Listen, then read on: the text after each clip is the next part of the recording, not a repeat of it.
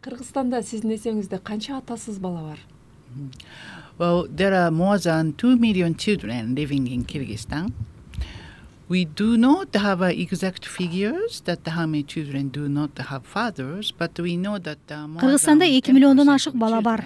Канчасынын атасы жок экенин так билбейбиз. Бирок балдардын 10%дан ашыгын ата-энесинин бирөөсү же экөө тең сырткы эмгек мигрант катары кеткен. Ошол эле маалда атасы да энеси да бар 3-4 жаштагы балдардын 61% атасы менен көп чогуу иш-аракет жасабайт, чогуу ойношпойт, окушпайт. Бирок абал бир эле Кыргызстанда мындай эмес.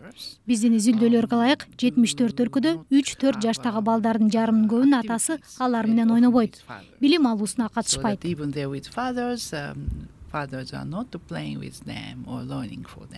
Үй бүлөдө негизи ата эле эмес, ата дагы эне дагы болгон жакшы, биз муну билебиз. Бирок эненин алмаштыра албаган кайсы ролдорун атасы алмаштыра алат? Кайсы таасирин тарбияда? First, I know there are many children with a single parent, either with only father, only with mother. So Мен ата-энесинин бирөөсү менен гана жашаган көп балдарды билем. Андыктан биринчиден ата-эненин экөө тең абдан маанилүү. Сүйүү менен мээримтүүгү абдан маанилүү, айрыкча кичине кезинде.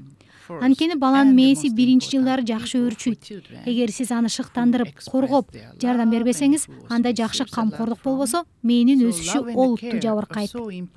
Супер ата болуу үчүн бала менен ойноо, өбүү, чогуу сабак кылуу жана жөн гана алар менен болуу керек. Айрыкча ымыркайларга ата-эне менен байланыш маанилүү. Биз алар сезбейт деп ойлошубуз мүмкүн, бирок андай эмес. Кичинекей акыл баарын түшүнөт. Ага көрүлгөн камкордукка жараша мээ өнүгөт. Good caring environment, then brain development of children can be very seriously affected. Кыргызстанда аталардын балдарга берген тарбиясы боюнча сиздин кандай байкоолоруңуз бар? Эмнени байкадыңыз Кыргызстанда? I think that there is a stereotype about parental role. Менимче бул жерде ата-энелердин ролу боюнча стереотиптер бар. Эне балдарга тамак жасап, балдарды карашы керек. Ата болсо кара жумуш кылып, акча таап келиши керек деген түшүнүк басымдуу. Бул менин экеним Жапонияда да ушундай. Бирок биз бул стереотипке байланган ролдорду өзгөртсөк болот. Аялбы, эркекпи каалаган ролду ала берсек болот. Айрыкча балдарга кам көрүүдө аталар көп нерсе жасай алат. Азыр супер ата өнөктүк учурунда социалдык тармактарда аталар балдар менен сүрөттөрүн коюп жатышат. Бул стереотиптер бир жагынан өзгөрүп жатат. We can take any role, especially caring children, looking after children. Father can do many things. Албетте канча балалуу болуу деген маселе бул ар бир адам үчүн, ар бир үй бүлө үчүн индивидуалдуу, бирок Кыргызстандын социалдык, экономикалык абалын алганда сиз мына региондорго көп эле барып жүрөсүз, орточо канча балалуу болуу Кыргызстанга туура келет деп ойлойсуз? I think it's up to the choice of the family, but there is a very important information which WHO and Бул үй бүлөнүн тандоосу. Бирок ЮНИСЕФ-те жана аялдардын саламаттыгы боюнча эл аралык уюмдардагы далилдеп, балдардын арасы кеминде 2 жыл болсун дейбиз. Улам боюну бүтүрүү сунушталбайт. Анткени аялдын ден соолугу маанилүү. Ошол эле учурда жаш балаңа көп көңүл бура аласың. Канча балалуу болууда ата-эне көп тарабын.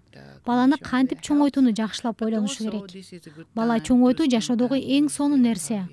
Ошол эле учурда бул абдан оор. Андыктан ата-эненин психологиясын жана организм даярдыгы маанилүү. Алар бала чоңойтом деп стресс болбошу керек. Үй бүлө бейпил, бактылуу болушу керек. 5-6-6. Июндун 3-жекшембиси көп мамлекеттерде аталардын күнү катары белгиленет. Бул күндүн болушу абдан жакшы деп ойлойм. Ар бири атанын ролуна, баланы эне гана чоңойтпой турганына көңүл бурат.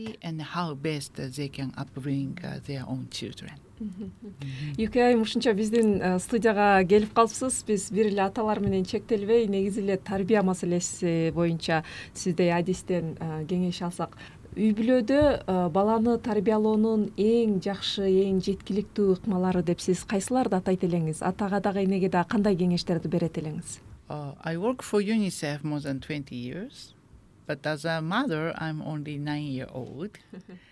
Мен ЮНИСЕФ-те 20 жылдан ашык убакыттан бери иштейм. Эне болгонума 9 гана жыл болду. Бала объект эмес экенин билишибиз керек. Ал канча жашта болбосун, ал түшүнгөн, реакция кылган, мээси иштеген өзүнчө киши. Биз алардын ой пикирин эске алышыбыз керек. Бул абдан маанилүү. жана албетте сүйүү жана мээрим сыяктуу биздин балдарды эч нерсе коргой албайт. Биз эрте куракта алардын мээсин өнүгүшүнө жардам бериш үчүн сүйлөшүп, ойношубуз керек. Мындай мамиле аларды келечекте күчтүү кылат. Кыргыздар баланы абдан жакшы көрөт. Бирок 5 баланын бири гана бала бакчага барат. Кыргызстан балдардын алгачкы жылдарындагы өнүгүүсүнө көбүрөөк көңүл буруп, аларга инвестиция салса дейм. Анда Кыргызстан келечекте абдан бакубат болот. Балдардын демек үйдө тарбиялаганга караганда эрте куракта бала бакчада тарбиялаган бул натыйжасы жакшыраак болуп турбайбы? Well, both. Экөө тең маанилүү.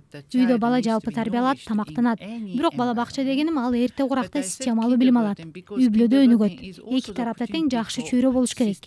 Коомчулук бул мектеп, бала бакча.